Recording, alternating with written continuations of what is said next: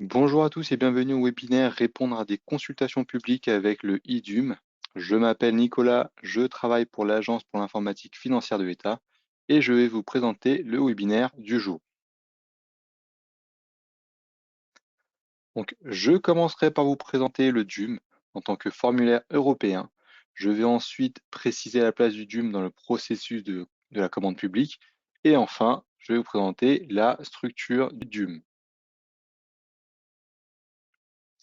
Dans le deuxième chapitre, nous verrons le service DUM, donc le contexte de dématérialisation des marchés publics, la forme du DUM dématérialisé. Je vous expliquerai ensuite les moyens alternatifs d'accéder au service DUM, ainsi que ses fonctionnalités.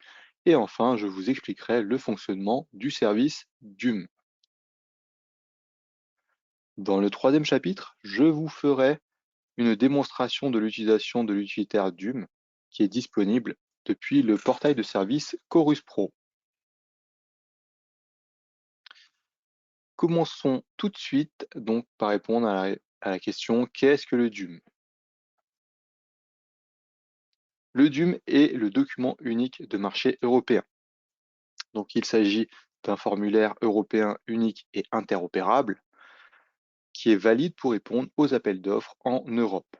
Le DUM est une déclaration sur l'honneur. Donc lorsqu'une entité publique passe un appel d'offres, l'entreprise qui souhaite y répondre doit le faire en deux parties. La première partie est la partie technique, dans laquelle vous expliquez comment vous allez procéder au mieux pour répondre à la demande. La seconde partie est la partie administrative, dans laquelle vous décrivez votre entreprise et tous les éléments susceptibles de vous faire gagner le marché. Cette partie administrative est remplacée ici par le DUM. Ce formulaire européen est standardisé, a été mis en place pour simplifier la fourniture de documents et de certificats. Il a pour vocation de remplacer les formulaires papier DC1, DC2 et partiellement DC4, ainsi que le programme de marché public simplifié, le MPS. La sous-traitance n'est pas complètement traitée dans le DUM, d'où la nécessité d'ajout d'un DC4 si vous faites appel à de la sous-traitance. Donc vous l'avez compris, le but du DUM est donc de vous faciliter et d'uniformiser les réponses pour toutes les entreprises européennes. Je vous présente maintenant ici un schéma donc, qui est le schéma de ce qui est le processus de la commande publique et nous voyons les trois moments où interviennent le DUM. Donc, premièrement, vous êtes avant l'appel d'offres, l'acheteur va créer son dossier de consultation qui va être basé sur des critères de sélection qui vont l'intéresser. On parle ici du DUM acheteur. Donc attention, le DUM acheteur est bien propre à chaque marché. Cela va constituer le cadre de réponse. Ensuite, en tant qu'entreprise, donc opérateur économique, vous allez compléter le DUM acheteur et le DUM que vous allez compléter sera appelé un DUM opérateur économique. Donc vous allez ajouter l'ensemble de vos informations. Attention, si vous répondez à plusieurs, chacun devra déposer un DUM. Donc un opérateur économique est égal à un DUM. La notion d'opérateur économique permet de regrouper les entreprises, les associations, mais aussi les particuliers. Et enfin, le troisième moment où apparaît le DUM, l'acheteur va analyser les réponses des opérateurs économiques, donc les parties administratives, donc ce qui équivaut au DUM, pour vérifier si les entreprises sont aptes à participer au marché. Et enfin, les offres techniques et financières sont ensuite analysées avant l'attribution du marché.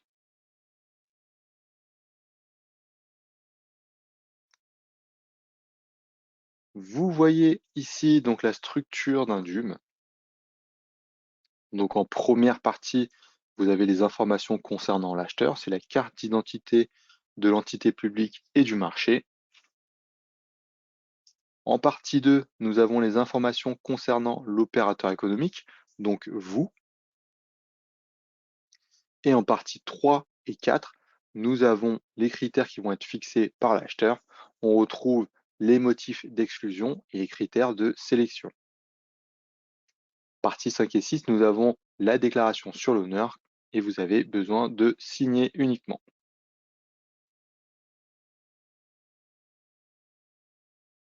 La structure du DUM est prévue pour être exhaustive afin de répondre à tous les besoins et comporte une soixantaine de champs, dont une vingtaine pour les critères d'exclusion et une trentaine pour les critères de sélection. Attention, il n'est pas nécessaire de compléter la totalité des champs. En pratique, seuls les critères de sélection qui intéressent donc l'acheteur public doivent être complétés. Nous arrivons maintenant au service DUM, donc au deuxième chapitre, le service DUM dématérialisé. Donc on va voir ici le contexte. On va revenir un peu sur une partie réglementaire. Donc, le contexte de dématérialisation des marchés publics. Donc, depuis le 1er octobre 2018, les acheteurs publics ont reçu l'obligation de publier de façon dématérialisée tous les marchés publics de plus de 25 000 euros sur des places de marché qui sont appelées des profils d'acheteurs. Ce seuil a été porté à 40 000 euros au 1er janvier 2020 et en tant qu'opérateur économique, vous devez également répondre de façon dématérialisée.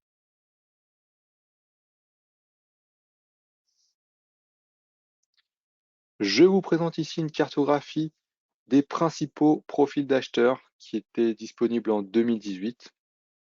Donc tout simplement pour vous montrer qu'il existe beaucoup de places de marché, mais aucun point d'accès unique, en tout cas à date.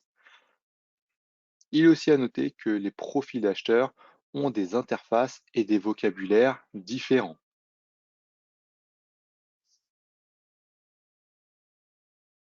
Je vous présente maintenant le formulaire de façon plus visuelle.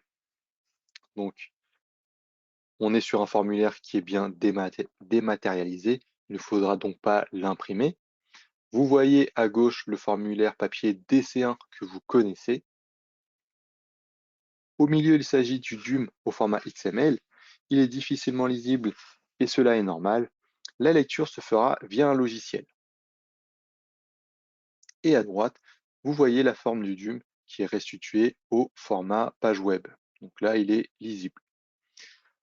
Pour répondre à l'appel d'offres, vous devez ajouter le DUM qui est au format XML. Donc attention, ça c'est vraiment une information importante. C'est bien le format XML qu'il faudra ajouter. En son absence, l'acheteur considérera votre dossier comme incomplet.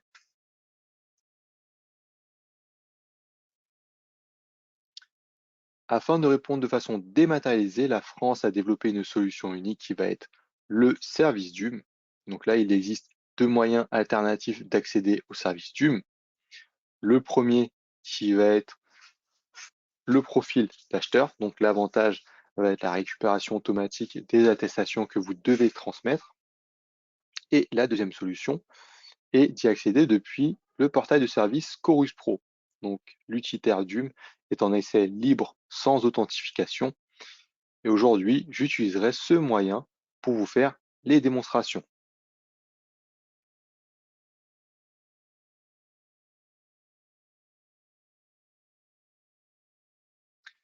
Nous vous préconisons d'utiliser l'accès au service DUM depuis le profil d'acheteur parce que vous disposez de plus de possibilités d'action, notamment de saisir votre DUM directement depuis la consultation.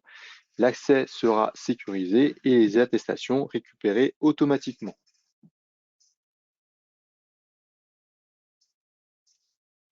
Je vous présente ici un tableau récapitulatif des différentes fonctionnalités.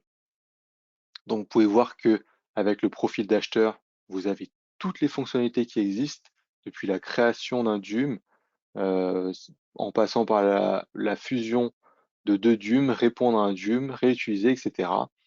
Le pré-remplissage automatique avec des informations connues, la récupération des attestations et aussi l'utilisation du DUM simplifié. Si vous utilisez donc la deuxième façon qui va être via le portail de service Chorus Pro, vous n'avez pas toutes les fonctionnalités, donc vous avez quand même la plupart des fonctionnalités. Cependant, vous aurez un remplissage partiel du formulaire, uniquement donc avec les données publiques qui sont connues. Vous n'avez pas de récupération d'attestation en automatique, donc vous devrez les ajouter manuellement. Et enfin, vous ne pouvez pas répondre via le DUM simplifié. Donc, quelles sont les stratégies pour utiliser le DUM? Donc, nous, aujourd'hui, on souhaitait vous en présenter trois cas. Donc, le premier qui va être la création d'un DUM ex nihilo. Le deuxième qui va être la création d'un DUM opérateur économique à partir d'un DUM acheteur. Et le troisième qui est la fusion d'un DUM opérateur économique avec un DUM acheteur. Dans le cas numéro 1, la création d'un DUM ex nihilo, l'idée est de remplir un DUM complètement, c'est-à-dire la soixantaine de champs existants.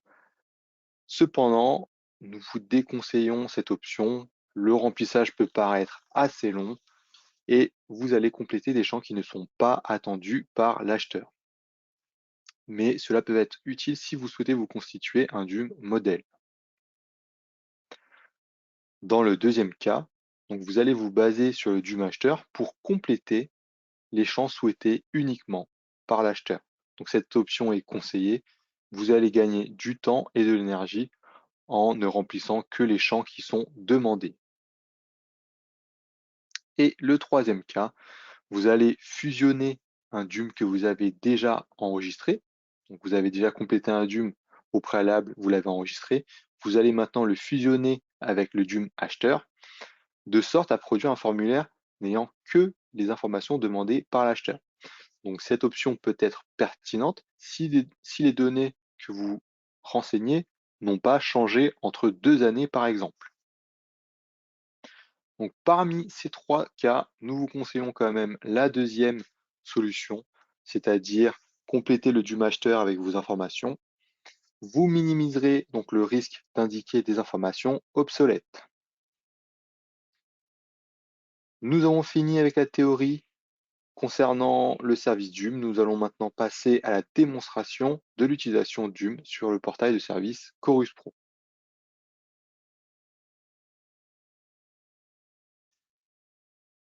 Ma démonstration portera aujourd'hui sur la réponse grâce à un DUM à partir de l'utilitaire disponible sur Chorus Pro. Donc le but est de s'approprier la logique de fonctionnement. Je vous rappelle qu'il est préférable d'utiliser l'utilitaire DUM du profil d'acheteur. Pour toute interrogation au sujet de son utilisation, le mieux est de consulter la documentation mise à disposition sur les outils.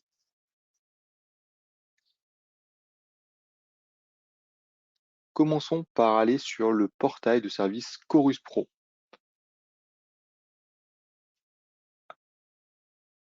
Donc, je vais sur mon portail de service Chorus Pro. Vous tapez simplement portail de service Chorus Pro dans votre barre de recherche, ou vous voyez aussi, vous pouvez taper l'URL. Donc vous avez cet affichage. Vous voyez que je ne suis pas encore connecté. Pour y accéder, j'ai simplement tapé Chorus Pro dans mon moteur de recherche et je suis arrivé sur cette partie. Donc je n'ai pas besoin de me connecter, donc ça c'est l'avantage. Je vais simplement aller sur le domaine marché. Donc je clique dessus, là vous voyez ma petite flèche, je clique dessus. Donc là vous voyez que je ne me suis pas connecté et c'est aussi ça l'avantage de cet utilitaire, vous n'avez pas besoin d'identification. Vous voyez maintenant l'application DUM. Je clique sur accéder.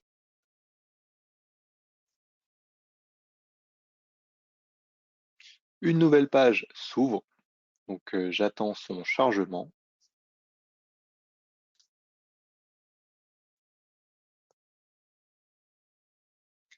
Et j'arrive sur l'utilitaire DUM. Donc vous avez vu qu'une nouvelle page s'est affichée. Je vais cliquer sur DUM et aujourd'hui, je vais zoomer un petit peu.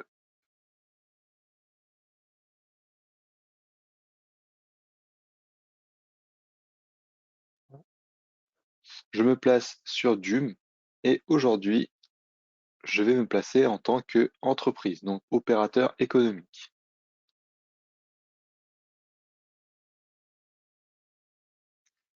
Vous voyez ici les différentes fonctionnalités, donc je peux créer un DUM, fusionner des DUM, répondre à un DUM, réutiliser un DUM et visualiser un DUM. Donc aujourd'hui, pour ma démonstration, je vais répondre à un DUM.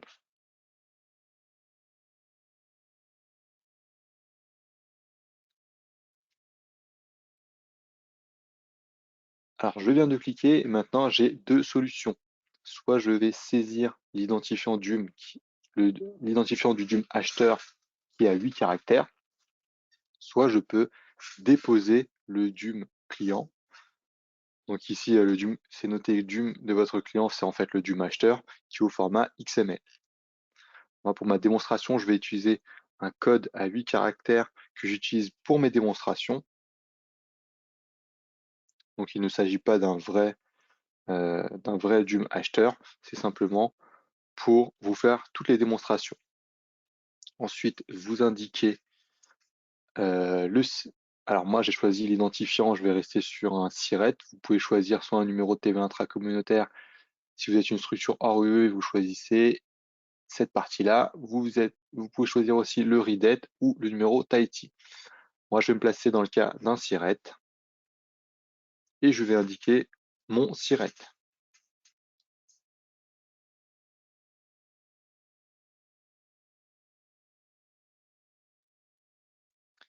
J'ai complété mon numéro de SIRET et je clique sur le bouton suivant.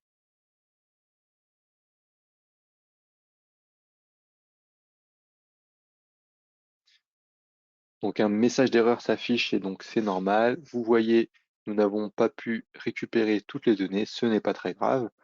Je suis sur Lucitardium et aujourd'hui c'est pour faire mes tests.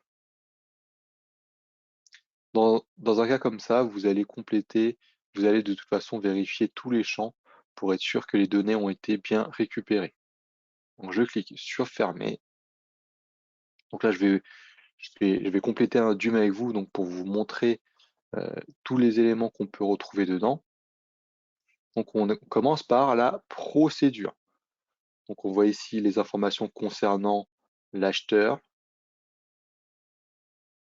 ainsi voilà, l'identité de l'acheteur, toutes les informations relatives au marché. Donc moi je vais compléter quelques éléments qui n'ont pas été repris. Donc je vais sélectionner par exemple, dans mon cas, une procédure adaptée. Normalement, tous ces éléments seront montés automatiquement via le DUM acheteur. Moi je les sélectionne et je prends aujourd'hui l'exemple d'une construction de l'extension du bâtiment hébergeant les équipes de Chorus Pro. Je descends et je clique sur Suivant. J'arrive maintenant sur les informations concernant l'opérateur économique, donc moi, qui sont normalement reprises automatiquement grâce au SIRET que j'avais indiqué précédemment. Donc on voit ici que mon SIRET correspondait à celui de l'Agence pour l'informatique financière de l'État. Je descends un petit peu, je vérifie toutes les informations. Je descends un petit peu. Donc ici, je dois indiquer une personne ou une personne de contact. Donc je vais mettre un nom au hasard. Je vais mettre Paul.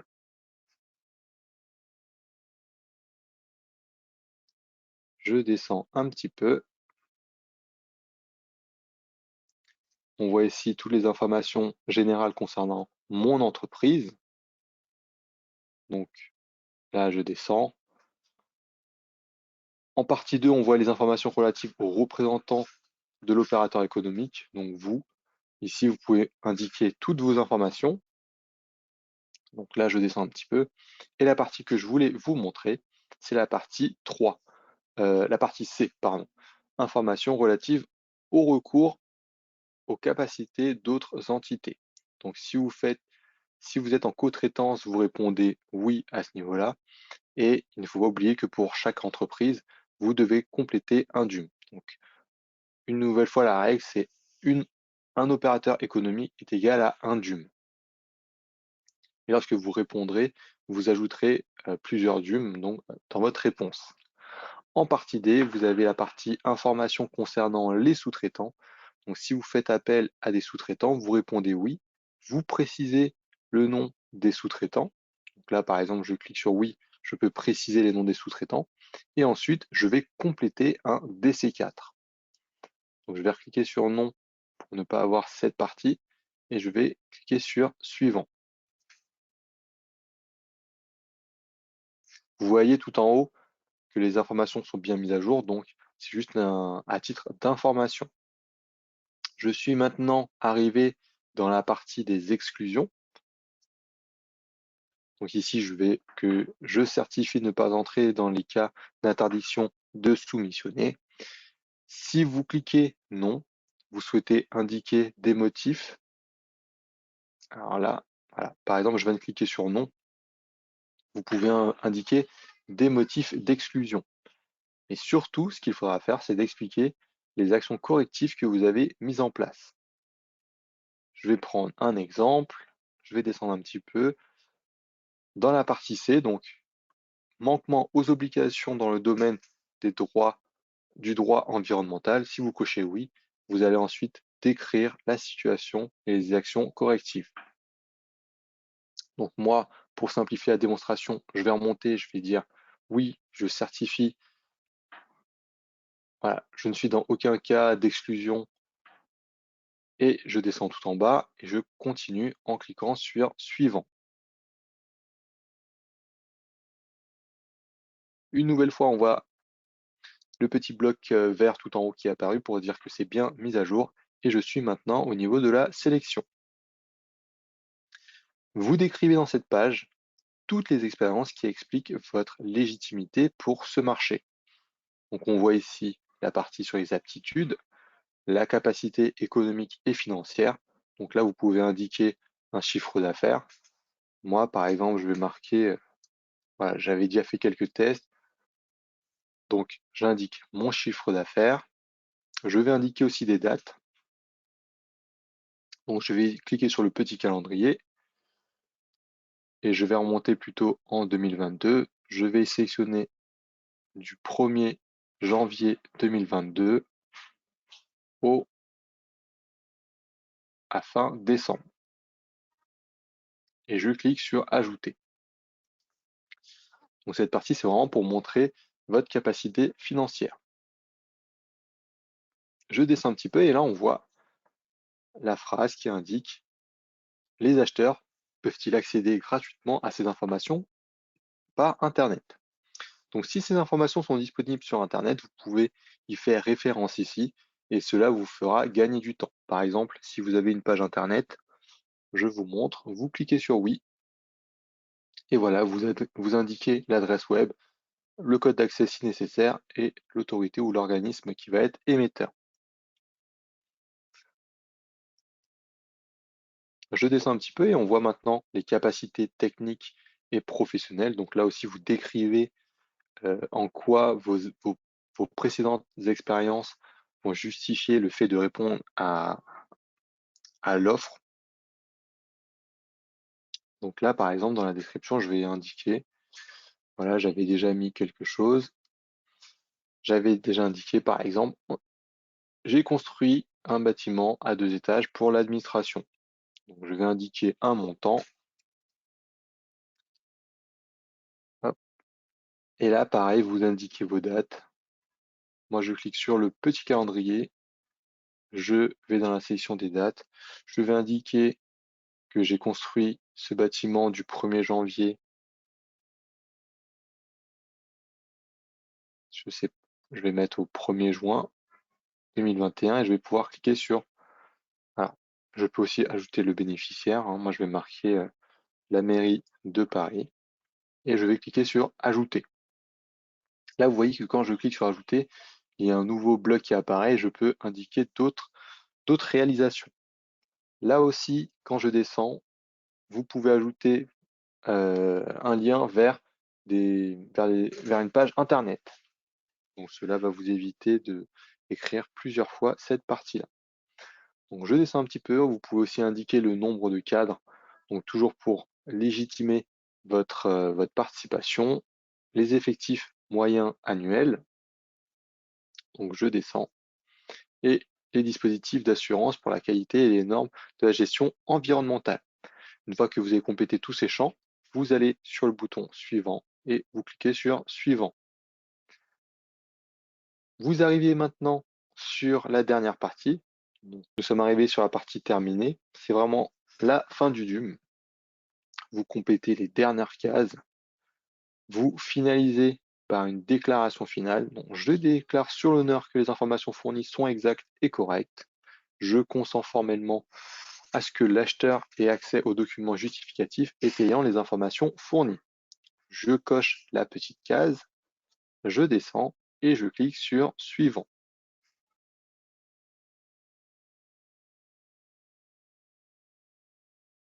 Donc là, on a un petit temps de chargement. C'est en train de générer mon formulaire DUM et je peux maintenant prévisualiser le DUM que je viens de compléter. Donc je clique sur prévisualiser et là je vois, donc on a un aperçu détaillé. Donc là je descends, je voulais montrer qu'on est bien sur l'extension d'un bâtiment à Noisy-le-Grand. Les informations concernant l'opérateur économique ont bien été reprises. Donc j'avais indiqué Paul tout à l'heure. Je descends un petit peu. Donc on voit ici tous les motifs liés à une condamnation pénale. Donc moi j'avais répondu non par défaut, donc ça a complété toutes les réponses par non. Je descends. Je vais essayer de retrouver les critères de sélection que j'avais ajoutés. Donc ici on voit la capacité économique et financière. Donc on revoit le chiffre d'affaires que j'avais indiqué. Je descends et on voit aussi la capacité technique et professionnelle. Donc j'avais indiqué que j'avais construit un bâtiment à 2 étages pour l'administration. On le voit bien affiché ici. Donc tous les champs ont bien été repris. Je peux cliquer sur fermer. Et maintenant, une fois que j'ai vérifié toutes mes informations, je vais pouvoir finaliser. Donc tout en bas à droite, je clique sur le bouton finaliser. Et maintenant, le formulaire a été enregistré au format XML, XML et PDF et HTML. Donc sur la partie droite, vous voyez exporter votre DUM. Tout à l'heure, je vous avais dit que le DUM, vous devrez l'ajouter au format XML. Donc il faut bien télécharger le premier lien, télécharger au format XML. Juste au-dessus, vous voyez l'identifiant à 8 caractères de votre DUM. Donc si vous souhaitez le réutiliser plus tard, il faudra bien le copier, mais c'est l'équivalent au fichier XML. Pour vous rassurer, vous pouvez télécharger aussi le format XML et PDF si vous souhaitez pouvoir voir de façon plus lisible qu'au format XML. Et enfin, vous pouvez aussi recevoir votre DUM par courriel, c'est aussi une façon sécurisée. Donc je vais revenir sur mon support. Donc là, je viens de vous faire la démonstration d'un DUM, donc comment je l'ai complété grâce à l'utilitaire DUM disponible sur le portail de service Chorus Pro. Vous voyez que c'est assez simple, c'est assez instinctif. Il y a beaucoup de champs, cela est normal, donc une nouvelle fois, il est fait de façon exhaustive pour répondre à tous les besoins. Lorsque vous allez compléter le DUM acheteur, vous n'aurez pas tous ces champs. Donc en fait, pour savoir donc, si un DUM acheteur a été complété, vous verrez qu'il y a moins de champs que cela. Donc là, on a mis quelques pages pour vous dire. Donc c'est un petit résumé de la démonstration. Donc vous avez aussi le lien pour vous rendre sur le portail de service Chorus Pro et on voit qu'il n'y a pas besoin de se connecter. On vous a mis un résumé pour retrouver l'utilitaire DUM. J'étais allé dans le domaine marché et ensuite j'ai cliqué sur le DUM. Je suis ensuite allé, une fois que la nouvelle page s'est affichée, j'ai cliqué sur le DUM et ensuite j'ai sélectionné si j'étais un acheteur ou une entreprise. Dans le cas d'aujourd'hui, j'étais une entreprise. Donc ça, c'est vraiment un résumé de ce que j'ai effectué. Donc j'ai répondu à un DUM. Ici, on précise bien qu'il y a deux façons. Donc soit vous ajoutez le fichier XML, soit vous indiquez le code à 8 caractères. Vous complétez ensuite votre identifiant. Donc ici, dans mon cas, c'était un SIRET. Et vous indiquez votre SIRET. J'ai complété l'ensemble des champs. Donc j'ai vu la partie procédure, la partie exclusion, la partie critères de sélection et pour finaliser, la partie terminée. On a vu aussi qu'on pouvait télécharger son DUM avec plusieurs formats. Donc on a le format XML, donc c'est bien celui-ci qu'il faudra ajouter lors de votre réponse. Vous pouvez aussi télécharger au format XML et PDF. Et bien entendu, on retrouve le code à 8 caractères ici. Donc ici, on ne va pas faire la démonstration, mais si vous souhaitez visualiser le DUM, alors tout simplement le DUM acheteur ou un DUM que vous avez récupéré dans votre ordinateur qui date un petit peu, vous pouvez cliquer sur le bouton visualiser le DUM, vous glissez votre fichier au format XML, il s'affichera de façon lisible, donc au format visionneuse web.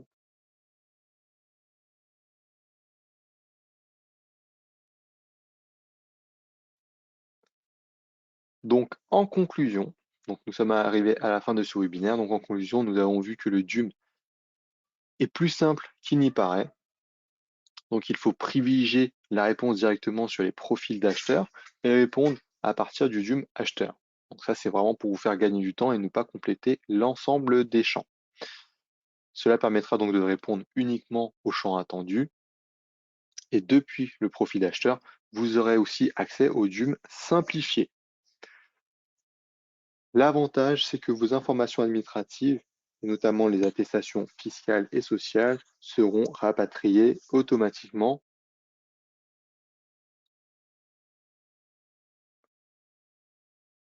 Et là aussi, vous avez l'avantage de répondre à partir du profil d'acheteur, c'est que vous pouvez accéder au DUM simplifié.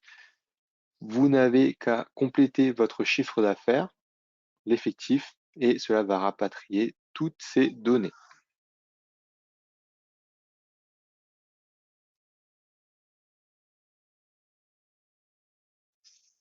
Pour en savoir plus, donc nous avons de la documentation, n'hésitez pas à la consulter. Donc nous avons de la documentation sur la communauté Chorus Pro pour toute question d'ordre juridique ou se rapportant à des utilisations métiers du DUM.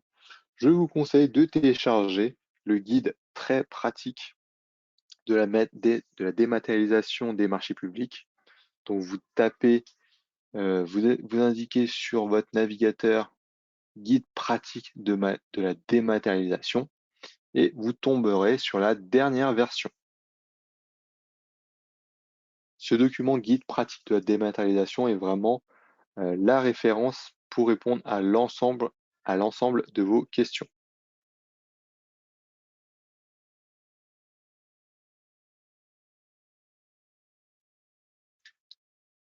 Je vous remercie pour votre participation aujourd'hui à ce webinaire.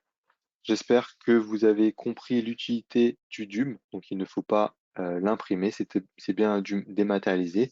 Et en utilisant les bonnes stratégies de réponse, vous pourrez compléter des DUM plus rapidement qu'avec les anciens fichiers DC1 et DC2. Merci pour votre participation. Je vais maintenant clôturer ce webinaire et je vous souhaite une bonne journée.